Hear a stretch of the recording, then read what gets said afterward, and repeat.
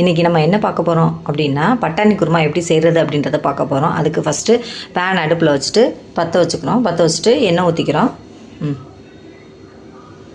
எண்ணெய் ஊற்றியாச்சு தேவையான அளவு. இந்த எண்ணெய் சூடாகிற வரைக்கும் இதுக்கு என்னென்ன பொருள் தேவை அப்படின்னு பார்த்துக்குருவோம். அதுக்கு தேவையான பொருள் பட்டாணி தான். ஃபஸ்ட்டு பட்டாணியை நல்லா நைட்டே ஊற வச்சிடணும். ஊற வச்சுட்டு வேக வச்சு எடுத்து வச்சுக்கிறணும். நைட்டு ஊற வச்சு தேவையான அளவு ஊற வச்சுட்டு காலையில் அடுப்பில் போட்டு வேக வச்சு எடுத்து வச்சுக்கிறேங்க. நான் குக்கர் யூஸ் பண்ணலை.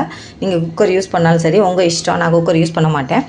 அடுத்து பாருங்கள், அதுக்கு தேவையான பொருள் தக்காளி, ஒரே ஒரு தக்காளி, ஒரு வெங்காயம், ஒரு பச்சை மிளகாய், அப்புறம் இஞ்சி பூண்டை இடித்து வச்சுருக்கேன். அரைச்சி வச்சுக்கல, இஞ்சி பூண்டை இடித்து வச்சுருக்கேன். அப்புறம் கொஞ்சம் சோம்பு, அப்புறம் பட்டை கிராம்பு, இதுதான் தேவை. இதை எடுத்து வச்சுருக்கோம். கருவேப்பிலை ஒரு கொத்து. இப்போ பாருங்கள், எண்ணெய் சூடாயிருச்சு. இப்போ எண்ணெய் சூடானதுக்கப்புறம் என்ன பண்ணுறோம், நம்ம சோம்பை போடுறோம். எடுத்து வச்சுருக்க சோம்பை போடுறோம்.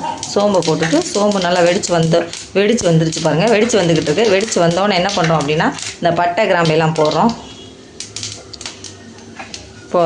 பட்டை கிராம்பெல்லாம் போட்டாச்சு. போட்டதுக்கப்புறம் என்ன பண்ணுறோன்னா, கருவேப்பிலையை உருவி அதில் போடுறோம். கருவேப்பிலையை உருவி போடுறோம். உருவி போட்டுட்டு ஃபேனை குறைச்சி வச்சாச்சு. அடுப்பை குறைச்சி வச்சுட்டு பாருங்கள். அதுக்கப்புறம் என்ன பண்ணுறோன்னா, தக்காளி வெங்காயத்தை சேர்க்குறோம். தக்காளி வெங்காயம் அப்படியே சேர்க்குறோம் பாருங்கள். மொத்தமாக சேர்த்து கொட்டிட்டு வதக்கி விட்றோம் பாருங்கள். வதக்குறோம். நல்லா வதங்குறான்னு பார்த்துட்டு வதக்குறோம் பாருங்கள். நல்லா வதங்கணும். வதங்கினதுக்கப்புறம் உப்பு போடுறோம். அவ்வளோதான். வதங்கினதுக்கப்புறம் உப்பு போட்டுட்டு பாருங்கள், கோல்டன் கலரில் வரணும்.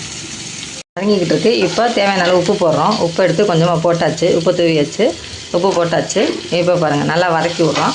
எண்ணெய் பிரிஞ்சு வர்ற வரைக்கும் வதக்கிறோம். நல்லா எண்ணெய் பிரிஞ்சு வரணும் பாருங்கள். பிரிஞ்சு வருதான்னு பாருங்கள். வதங்கட்டும். வதங்கினதுக்கப்புறம் நம்ம பட்டாணியை சேர்த்துக்கிறோம் அப்படின்னா, இந்த பட்டாணியை சேர்த்து அதுக்கப்புறம் தயாரிக்க வேண்டியதான். இப்போ பாருங்கள், நல்லா வதங்கிடுச்சு. தக்காளி வெங்காயம் நல்லா வதங்கிடுச்சு. இப்போ நம்ம பட்டாணியை அதில் சேர்க்க போகிறோம். பட்டாணியை சேர்க்குறோம் பாருங்கள். பட்டாணியை சேர்த்து நல்லா கிளறி விடணும். ஏன்னா அப்போ தான் அதில் உள்ள உப்புலாம் சாரும்.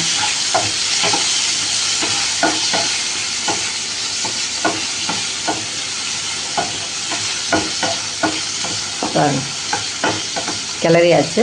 கொஞ்சம் நேரம் வேக விட்டுட்டு அதுக்கு கொஞ்சம் தேவையான அளவு தண்ணி ஊற்றணும். தண்ணியை ஊற்றிட்டு மிளகாய் பொடியை போட்டு மூடி வச்சுட்டா கொஞ்சம் நேரத்தில் ரெடி ஆகிடும். இப்போ தேவையான அளவு தண்ணி ஊற்றுறோம். தண்ணியை ஊற்றி அதில் மிளகாய் பொடியை போட்டுற வேண்டியதான். தண்ணி ஊற்றுறோம் பாருங்கள். நல்லா தண்ணியை ஊற்றி வேக வைக்கிறோம். நல்லா கொதிக்கட்டும். கொதித்ததுக்கப்புறம் என்ன பண்ணணும், இதை மிளகாய் பொடியை போட்டு நல்லா வேக விட்டு மூடி போட்டு வச்சிடணும். அதுக்கப்புறம் வெந்ததுக்கப்புறம் சர்வ் பண்ண வேண்டியதான். ஃப்ரெண்ட்ஸ், நல்லா கொதிக்க வந்துருச்சு. கொதிக்க வந்த உடனே என்ன பண்ணணும், நம்மளுக்கு தேவையான அளவு மிளகாய் பொடியை போட்டுற வேண்டியதான். நான் எல்லாம் சேர்ந்த மிளகாய் பொடின்னு சொல்லியிருக்கேன். மல்லி, சீரகம், சோம்பு, கடலைப்பருப்பு எல்லாம் சேர்ந்து மிளகாய் எல்லாம் சேர்ந்து அரைச்ச பொடி தான் நான் யூஸ் பண்ணுவேன். தனித்தனியாக எனக்கு யூஸ் பண்ண அளவு தெரியாது.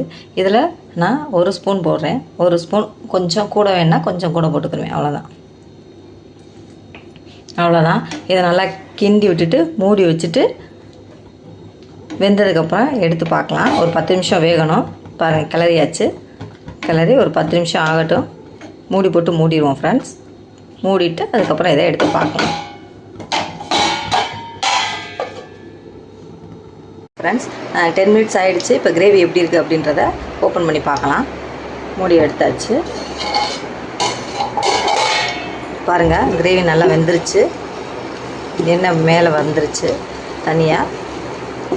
ஓகே, இப்போ ஸ்டவ் ஆஃப் பண்ணிடலாம். ஓகே, சுவையான பட்டாணி மசாலா ரெடி.